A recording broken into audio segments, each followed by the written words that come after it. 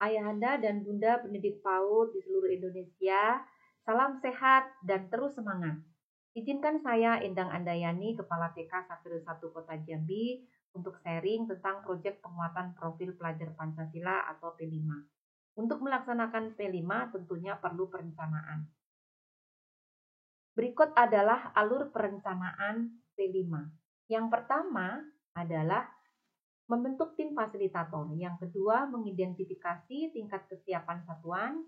Yang ketiga, merancang dimensi, tema, dan alokasi waktu. Yang keempat, menyusun model proyek.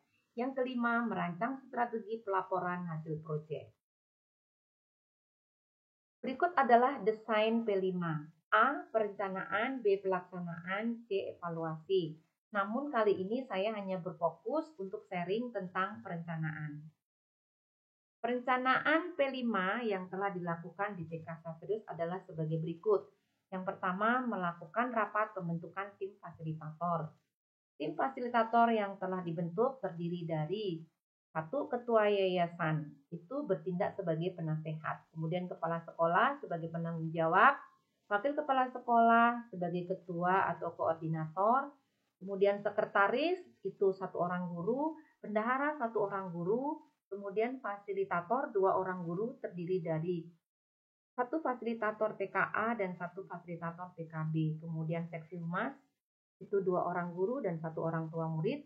Kemudian seksi sarpras itu 1 guru, 1 pegawai dan 1 orang tua murid.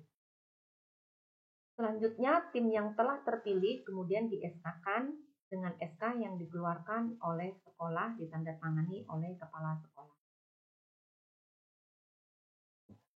Selanjutnya pada tahap kedua, tim melakukan identifikasi tahapan kesiapan satuan pendidikan. Yang perlu diidentifikasi adalah berkaitan dengan sumber daya manusianya, kemudian sarana prasarana yang akan digunakan, yang dimiliki oleh sekolah, kemudian bagaimana pengalaman pelaksanaan proyek yang telah dilakukan oleh sekolah selama ini. Kemudian kesiapan orang tua murid, sejauh mana orang tua murid itu bersedia untuk mendukung keterlaksanaan P5 dan apa saja yang bisa mereka lakukan. Kemudian kesiapan siswa, bagaimana minat siswa, antusiasme siswa, kemudian berkaitan dengan kemampuan fisik dan psikis siswa. Kemudian berikutnya adalah kesiapan dengan kemitraan. Untuk TK Saferius telah melakukan kemitraan, melakukan kerjasama yang dibuat dalam secara resmi melakukan MOU dengan pihak-pihak lain, terlebih untuk pihak dalam melaksanakan kelancaran pelaksanaan P5. Hasil dari diskusi tentang kesiapan satuan pendidikan dapat disimpulkan bahwa TK 101 Kota Jambi berada pada tahap lanjutan. Hal ini beberapa indikator yang melatar belakangi, yaitu bahwa proyek based learning sudah sering dilakukan oleh sekolah TK 101 Kota Jambi. Yang kedua, konsep project based learning sudah dipahami oleh semua pendidik dan sekolah sudah menjalin kerjasama atau MOU dengan berbagai mitra di luar satuan dan ini sudah sering dilakukan. Selanjutnya adalah menentukan tema, subtema, dan topik spesifik. Sebagaimana kita tahu bahwa tema-tema besar itu telah disediakan oleh pemerintah. Ada 4 tema yang disediakan dan berdasarkan dari hasil identifikasi dan juga disesuaikan dengan karakteristik satuan pendidikan, maka tema Aku Cinta Indonesia itu yang dipilih. Selanjutnya, Aku Cinta Indonesia ini sebagai topik besar yang akan dipetakan menjadi topik yang lebih spesifik. Dari topik Aku Cinta Indonesia, maka ada topik spesifik yang dipilih yaitu Batik Jambi. Apa saja yang akan dikenalkan kepada anak terkait dengan Batik Jambi? Kemudian apa sumber belajarnya? Lalu bagaimana cara mengenalkannya? Yang akan dikenalkan terkait dengan Batik Jambi itu adalah bahan dan alatnya. Kemudian proses produksi batiknya, corak-corak batiknya, kemudian fungsinya untuk apa, kemudian bagaimana pemasarannya. Bagaimana caranya itu melakukan observasi, menonton video, praktek membatik, memakai batik, dan juga mencoba untuk memasarkan, tentunya bekerja sama dengan orang.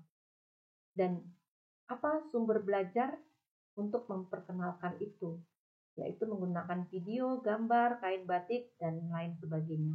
Dan juga mendatangkan narasumber baik itu dari orang tua murid maupun dari industri batik yang ada di Kota Jambi. Selanjutnya, menentukan dimensi elemen dan alokasi waktu yang terkait dengan pelaksanaan P5 dengan topik batik Jambi. Yang pertama yaitu dimensi gotong royong dengan elemen kolaborasi. Berikutnya yang kedua dimensi kebinekaan global dengan elemen mengenal menghargai budaya. Yang ketiga dimensi mandiri dengan elemen regulasi diri. Dan yang keempat dimensi kreatif dengan elemen menghasilkan karya dan tindakan yang orisinal. Adapun alokasi waktu yang telah ditentukan adalah sebagai berikut. TK Sapiro 1 dalam satu semester itu memiliki menentukan 18 minggu efektif. 1 minggu digunakan untuk P5, yaitu 5 hari yang terdiri dari 1050 menit. Kemudian 17 minggunya itu untuk pembelajaran intrakurikuler. Jadi dalam 1 minggu itu adalah 5 hari, 1 harinya 210 menit. Kegiatan P5-nya akan dilaksanakan pada minggu ke-15 selama 1 minggu. Demikian yang dapat kami sharingkan. Semoga bermanfaat dan mohon maaf bila ada kekurangan.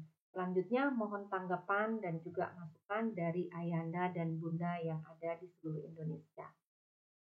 Selamat siang. Terima kasih.